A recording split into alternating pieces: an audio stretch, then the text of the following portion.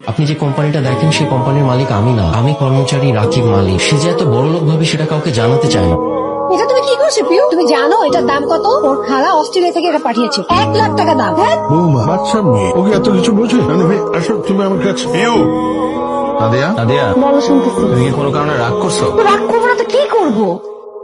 হ্যাঁ, ভাইয়া ভাবিরা কি পরিমাণ অপমান করলো সবার সামনে। 4-5 হাজার টাকা দিয়ে তুমি একটা গিফট কিনে দিলা। এই খেলাটা না কিনে একটু দামি খেলা তো কিনে দিতে পারতাম, তাই না? আমি বলছিলাম তোমাকে, না সেটা করলাম না। ভাবে ভাই বোনেরা থাকে বিদেশে, সবসময় জুনাতকে দামি দামি গিফট কিনে দেয়, আর আমি তোর ফুপু ফুপু হয়ে আমি কি গিফটটা দিলাম? কথা তো শোনাবে। ভাইয়া ঠিকই বলছে, সবসময় সামির ভাইয়ের উপর ভরসা করে থাকি, জীবনটাই পার হবে চুলা টেনতে দিতে। কি বলতেছো তুমি? কি বলতেছি? শোনো, তুমি একটা কাজ করবা, তুমি বাবাকে বলবা যে তোমাদের গ্রামের একটা জমি আছে, সেই জমিটা বিক্রি করে তোমাকে যাতে কিছু টাকা দেয়, এটা দিয়ে একটা বিজনেস শুরু করো, কিছু একটা করো। কি বিজনেস করবা সেটা যদি তোমার বুদ্ধিতে না আসে, তুমি সামির ভাইকে জিজ্ঞেস করো, তার কাছ থেকে একটা বুদ্ধি নাও। ও সেই বুদ্ধি নিতে তো তোমার আবার কষ্ট হয়ে যাবে, তুমি পারবো না বুদ্ধি নিতে। তাহলে আমি তাকে ফোন দিই, আমি জিজ্ঞেস করি কি বুদ্ধিতে করা যায় বিজনেস। পাগল হয়ে গেছো নাকি? হ্যাঁ, পাগল হয়ে গেছি, একদম পাগল হয়ে গেছি।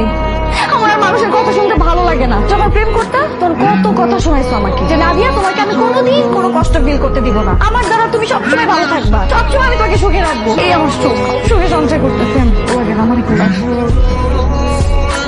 আমি তোমার হাত ছুঁয়ে কথা দিচ্ছি, আমি বেঁচে থাকতে তোমাকে কখনো কষ্ট পেতে দিব না। হয়তো শহরের উচ্চ বিল্ডিং এ বড় ফ্ল্যাট আমি গাড়ি কিনে দিতে না পারি, কিন্তু আমার ভালোবাসার অভাব কখনো তোমাকে।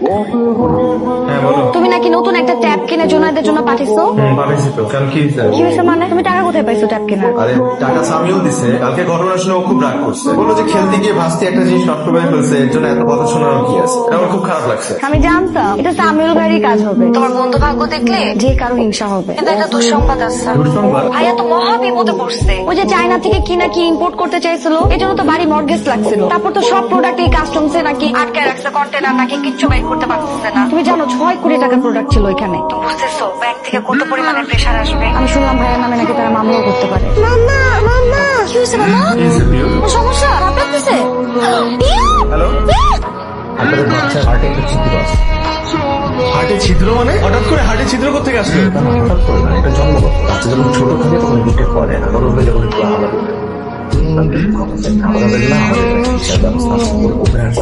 ওপেন হার্ট কি বলতেছেন আপনি? এত ছোট বাচ্চা ওপেন হার্ট কি করে হয়? এটা ছাড়া করতে হবে, আমি দ্রুতই করতাম। কিছু খরচা করতে ব্যাপার হচ্ছে,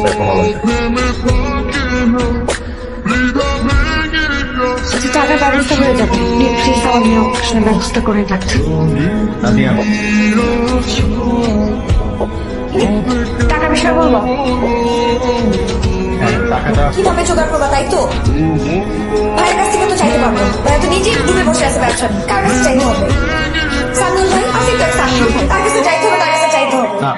তুমি কি চাইতে পারবো না তাই তো? লজ্জা লাগবে তোমার কাছে চাইতে, তাই না? আচ্ছা চাইতে হবে না, এমনি সময় তো সবসময় চাও, সবকিছু করো আমি দিই। এবার আমার মেয়ের অপারেশন তুমি চাইতে পারবো না, চাইতেও হবে না। তোমার যদি এতই লজ্জা লাগে, এতই যদি তুমি কিছু করতে না পারো, আমি তারপরে তার সাথে কথা বলবো।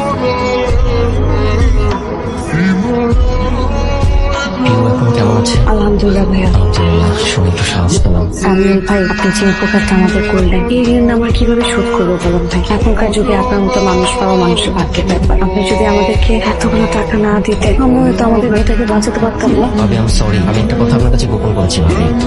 আপনি যে প্রশংসা করছেন, যা কিছু বলছেন আমি করেছি, তার কোনো কিছুই যোগ্য আমি না। আমি ওর জন্য কিছু করিনি, আমাকে কিছু করতে হয়নি, যা কিছু করার রাকিবই করেছে। মানে? আমি অনেকদিন ধরে একটা কথা আপনার কাছে গোপন করেছি। আপনি যে কোম্পানিটা দেখেন সেই কোম্পানির মালিক আমি না, আমি কর্মচারী রাকিব মালিক। সে যে এত বড় লোক ভাবে সেটা কাউকে জানাতে চায় না। কত কত মসজিদ মাদ্রাসা যে রাকিবের টাকায় চলে তার কোনো ঠিক ঠিকানা নেই। প্রায় 300 ছেলেপেলের ভরণ পোষণের দায়িত্ব নিয়ে নিয়েছে শুধুমাত্র রাকিব। বলছেন সামিউল ভাই, রাকিব এগুলা? এটাই সত্যি, আমার কাছে বিশ্বাস নাই হতে পারে, পুরো পৃথিবীর কাছে অবিশ্বাস্য লাগলেও এটাই সত্যি। কিন্তু ও আমাদের কাছে কেন লুকাবে? কারণ ওর মনে একটা ভয় আছে। ভয়? কিসের ভয়? রাকিব মধ্যবিত্ত জীবন চায়। ও মনে করে এত অর্থ, বিত্ত, বৈভব, প্রাচুর্য এই সবকিছু থাকলে ওর যে মধ্যবিত্ত